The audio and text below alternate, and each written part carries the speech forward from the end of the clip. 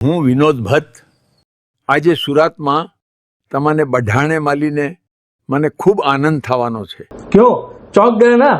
તમને થતું હશે કે આપણા બધાના પરમ આદરણીય અને આપણા બધાના માનીતા લોકલાડીલા વિનોદ ભટ્ટ સાહેબે તો છેક 2018માં જ આપણી વચ્ચેથી વિદાય લઈ લીધેલી. તો પછી આજના કાર્યક્રમમાં વિનોદ ભટ્ટ સાહેબ કઈ રીતે આવવાના? એમાં એવું છે કે ભાગ્યેશભાઈ જહા અને વિનોદ ભટ્ટ સાહેબ વચ્ચે ગાઢ દોસ્તી.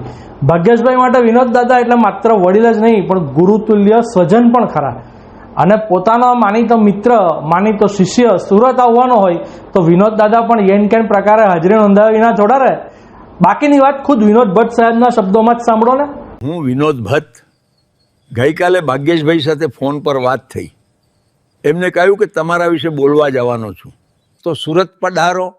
આમ તો મને સુરત ગમે, અને એમાં પણ ભાગ્યેશભાઈ સુરત જવાના હોય ત્યારે સુરતનું ભાગીભાઈ ફાટું ચમકદાર થઈ જાય.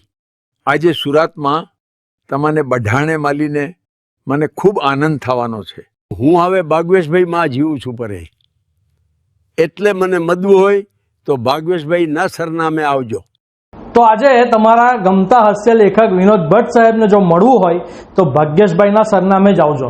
અને આજની સાંજનું ભાગ્યેશભાઈનું સરનામું નોંધી લો. મળીએ આજે રાત્રે 9 વાગ્યે પ્રારંભે વિનોદ કાર્યક્રમમાં.